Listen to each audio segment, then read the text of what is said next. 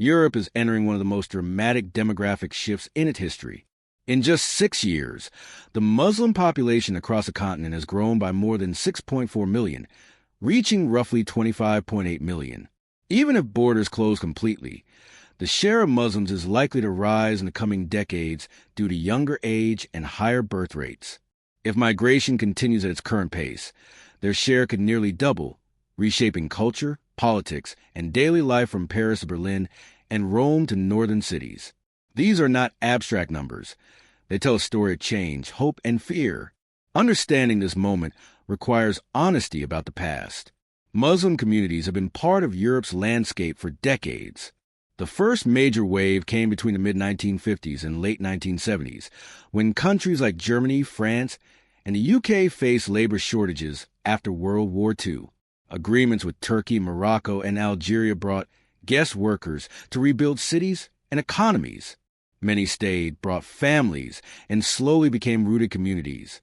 This movement reshaped neighborhoods, workplaces, and cultural life long before migration became a heated political debate. After this initial labor migration, Europe entered a period of stabilization. Migration slowed in the media, but became more grounded in daily life. Early arrivals reunited with family, opened small businesses, and nurtured children who grew up balancing two cultures. For governments, this meant long-term planning for housing, education, and health care. For local communities and faith-based organizations, it meant moving beyond charity toward sustained engagement. This quiet wave reminds us that societies change through small, persistent choices to work, to belong, and to contribute. 2015 marked a dramatic turning point. Over 1 million refugees arrived, fleeing wars in Syria, Iraq, and Afghanistan. Families escaped bombed cities. Young men evaded forced recruitment. Mothers carried children across borders, and elderly parents sought safety. Governments and societies were overwhelmed. Policies varied, public opinion split, and communities reacted with both extraordinary compassion and fear. This crisis highlighted the delicate balance between mercy and prudence, between protecting stability and honoring human dignity. It is vital to note that not every newcomer is Muslim or fleeing violence. Many are economic migrants seeking opportunity, safety, or education. Yet, because many come from Muslim-majority regions, Europe faces cultural integration questions. Adaptation requires patience from both migrants and host communities. Families work to learn languages, contribute economically, and belong, while locals may struggle with the pace of cultural change. Integration flourishes when mutual respect and dialogue replace fear and suspicion. Migration is shaped by push and pull factors. Push factors include war, violence, political collapse, and economic hardship. Syria, Iraq, Libya, Afghanistan, and part of Africa show how families are driven to leave for survival, not choice. Pull factors include safety, stability, opportunity, and access to education and health care. Europe's aging population also indirectly attracts young workers to fill labor gaps. Communication technology spreads stories of hope in real time, motivating movement even when conditions are difficult. This intersection of push and pull explains why migration persists despite political barriers. Governments have a duty to manage borders and policy responsibly, but each migrant is a human being with a story of loss and hope. For citizens, wisdom lies in seeking truth, balancing justice with mercy, and finding ways to support newcomers without compromising local cohesion. Economic migration embodies a paradox. Long-term, migrants contribute more than they receive, sustain social systems, take essential jobs, and start businesses. Short-term, integration requires investment in shelter, language training, and social support.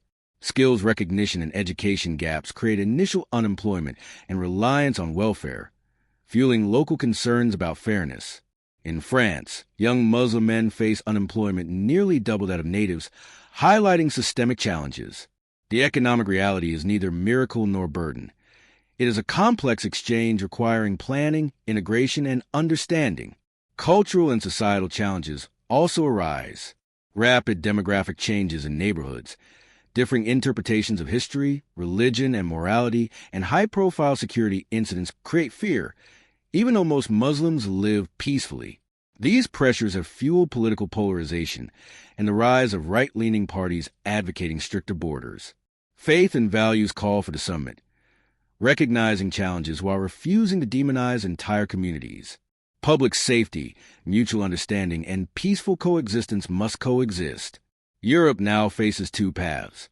One of open multiculturalism, welcoming newcomers while demanding integration into shared values like the rule of law, freedom, and gender equality, and one of fortress Europe, emphasizing security and tighter borders at the cost of economic vitality and demographic balance.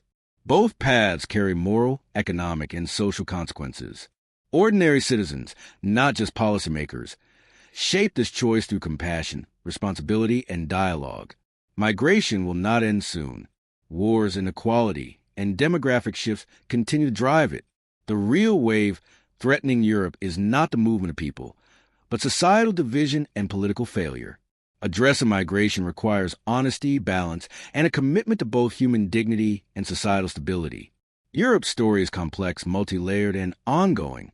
Migration combines demographic necessity, geopolitical forces, and a human desire for safety and dignity.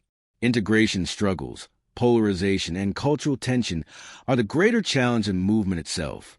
Economic contributions and social investments are two sides of the same coin. Cultural adaptation, mutual respect, and responsible policies determine whether societies thrive or fracture. The choices Europe makes now will define the continent's future. Fear or responsibility, rejection or engagement, indifference or solidarity. These decisions will shape not just policy, but the moral and human character of Europe itself. The challenge invites faith, reason, and compassion to work together in creating communities where both newcomers and long-term residents can flourish.